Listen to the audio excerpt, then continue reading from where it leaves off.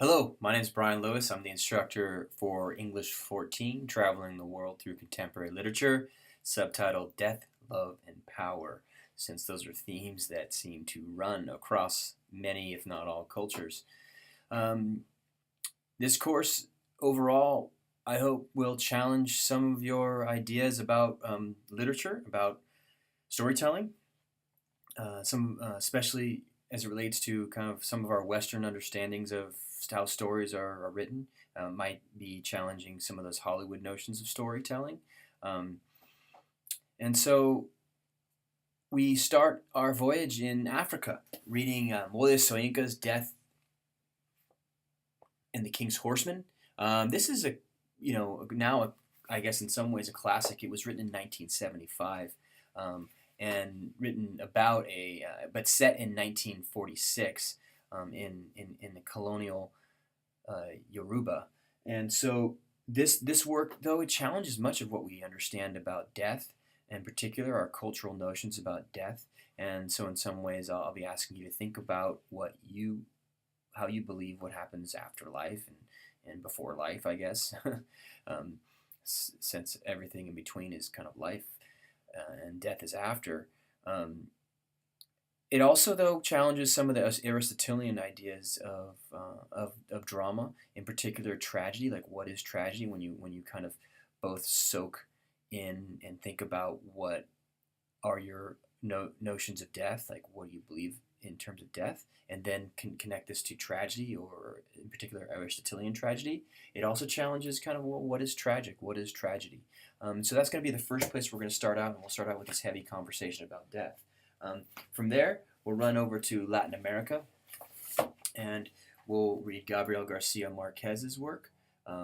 This is a chronicle of a death foretold, and while it doesn't really display some of his classic magic realism that we know him so well for, and other Latin American writers for, um, it does kind of harken in postmodernism for us. That's why I have us read a little bit of Nietzsche before we start reading this, to get us to kind of get us out of this really structural thinking about truth and about meaning, and so we'll kind of enter and even though I think the first work, Death and the King's Horseman, is also postmodern in the way that it challenges our kind of cultural paradigms and particularly values. This work kind of does it in a more kind of metaphorical way, and so I think it's also an entertaining read.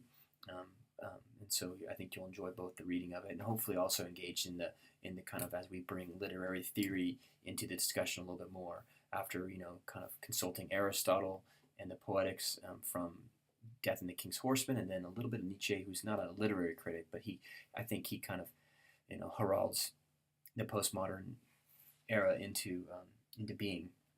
And so we look at him, and then after that we venture to Japan to read this work, Nip the Bud, Shoot the Kids, and here we have a post-atomic era writer, someone, Kenzaburo Oe, who was obviously affected and traumatized by the war and the dropping of the atomic bombs in Hiroshima and Nagasaki. He also wrote a work called Hiroshima Notes, and so we learn a lot about this through that essay. And that we'll read that before we read Nip the Buds and Shoot the Kids. Um, but it's also challenges our ideas about storytelling, and if a hero starts out by leaving society and going to some chaos and trying to restore order by bringing it back. This kind of works in a very different way than our kind of Joseph Campbell notions of the hero journey. So we'll get a good idea um, about that through reading Nip the Buds. From there, we'll travel to Pakistan and the Middle East, and we'll read this is a pretty more contemporary and famous work, Mohsin Hamid's The Reluctant Fundamentalist. We'll spend a couple weeks reading that and just looking at this very interesting way of storytelling, because it's written in this mono dialogue approach, where the the narrator is kind of talking to us as we sit down at a cafe, and that's the entirety of the book. So it's a really interesting approach to storytelling. I think that we'll also be able to learn a lot about ourselves and our assumptions about the Middle East through the book. So that's an interesting, I think, another book to kind of read, and another way to kind of help us challenge how we think about the world. Then we'll try look at some female writers through this text. This is a compilation of an anthology of short stories from contemporary fiction.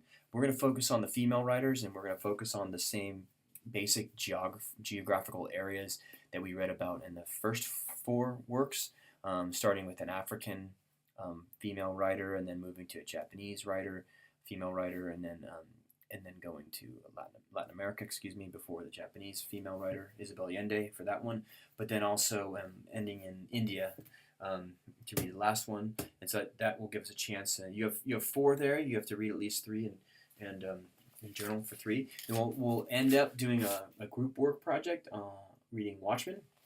Okay, so we end up with the graphic novel, and I think that's an important ending spot, since it seems that literature may have come full circle back, from the cave paintings and pictographic writing, and then as civilization moved towards logographic writing, and the printing press really solidified and internalized so much of how we write. It seems that we are becoming and moving towards more visual writing, especially as the graphic novel kind of takes hold and privileges both the text and the pictures all in one place to deliver a message. Either way, we end with Watchmen, and in that case, you'll do a little group project while reading Watchmen over the last 4 weeks.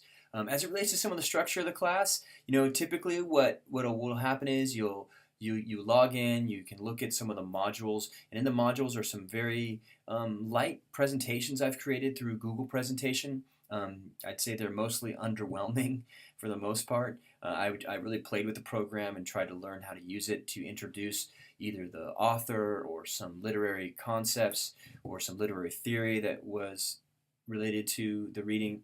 And so you can kind of browse through those. But for me, a literature course is mostly about the dialogue and about the interaction that happens both with the text itself through journaling, and then after the journaling, through the discussion you have with classmates and with others. And so the course is really designed for you after looking at the Google presentations to spend time reading and journaling. I ask that you journal one journal page for about approximately every 50 pages or so of the reading. In the first unit, for example, you'll read a little Aristotle and journal, and then you'll read the play and journal. You're required to write 2 journals, and after you finish those, I'd love to have you then go over to the discussions and do your posting and replying in the discussions area. And each unit is kind of the same structure. First a little bit of Google presentation. It's fairly underwhelming, and then doing the reading with journaling, and then ending, I think, with the most important space, which is the discussion area where you post and reply to others.